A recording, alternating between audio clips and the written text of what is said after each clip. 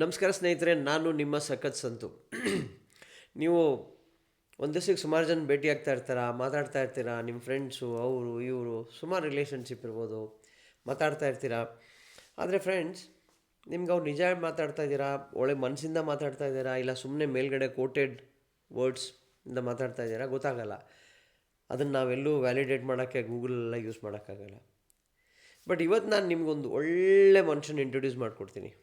ಅವನ ಹತ್ರ ಖಂಡಿತ ನೀವು ಮಾತಾಡಬೇಕು, ಆಯಿತಾ? ದಿವ್ಸಕ್ಕೆ ಒಂದು ಸರ್ತಿ ಅದು ಮಾತಾಡಬೇಕು. ಮಾತಾಡಿದ್ರೆ ಅವ್ನು ನಿಮ್ಮ ಹತ್ರ ಸುಳ್ಳು ಹೇಳೋಕ್ಕೆ ಚಾನ್ಸೇ ಇಲ್ಲ. 100% ಹೇಳ್ತೀನಿ, ಅವ್ನು ನಿಮಗೆ ಸುಳ್ಳು ಹೇಳಲ್ಲ.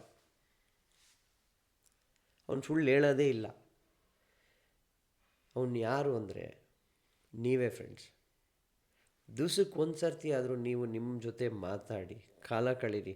ನಿಮ್ಮನ್ನು ಅರ್ಥ ಮಾಡ್ಕೊಳಕ್ಕೆ ಅವನಷ್ಟು ಒಳ್ಳೆ ಮನುಷ್ಯ ಪ್ರಪಂಚದಲ್ಲಿ ನಿಮ್ಗೆ ಯಾರೂ ಸಿಗಲ್ಲ. ಸ್ವಾಮಿ ವಿವೇಕಾನಂದ ಒಂದು ಸಲ ಹೇಳಿದ್ದಾರೆ, talk to yourself at least once in a day, otherwise you may miss a meeting with a excellent person in the world. ಸ್ನೇಹಿತರೆ, ನಿಮ್ಗೆ ಅರ್ಥ ಆಗಿರಬೇಕು ಏನು ಹೇಳ್ತಾ ಇದ್ದೀನಿ ಅಂತ. ಒಂದು ದಿವಸಕ್ಕೆ ಒಂದು ಸಲ ಆದರೂ ನೀವು ನಿಮ್ಮ ಭಾವನೆಗಳನ್ನ, ಸಂಕಟ, ನೋವು, ದುಃಖ, ಖುಷಿ ಏನೇ ಇದ್ರೂ ಹಂಚ್ಕೊಳ್ಳಿ. ಅವನು ಕರೆಕ್ಟಾಗಿ ನಿಮ್ಗೆ ರೆಸ್ಪಾಂಡ್ ಮಾಡ್ತಾನೆ. ಬಟ್ ನಾವು ಯಾರೂ ಮಾತಾಡ್ತಾ ಇಲ್ಲ. ನಮ್ಮ ಹತ್ರ ನಾವು ಸುಮ್ಮನೆ ಓಡ್ತಾ ಇದ್ದೀವಿ. ಆಚೆ ಅವರು ಸಿಕ್ಕಿದ್ರು, ಇವ್ರು ಸಿಕ್ಕಿದ್ರು, ಇವ್ರ ಹತ್ರ ಮಾತಾಡಿದ್ರೆ ಸರಿ ಹೋಗುತ್ತೆ, ಅದರಲ್ಲೇ ಓಡ್ತಾ ಇದ್ದೀವಿ. ನಾವು ನಮ್ಮ ಹತ್ರ ಮಾತಾಡೋದು ಒನ್ಸ್ ಇನ್ ಎ ಡೇ ಆದರೂ ಖಂಡಿತ ಮಾಡಬೇಕು.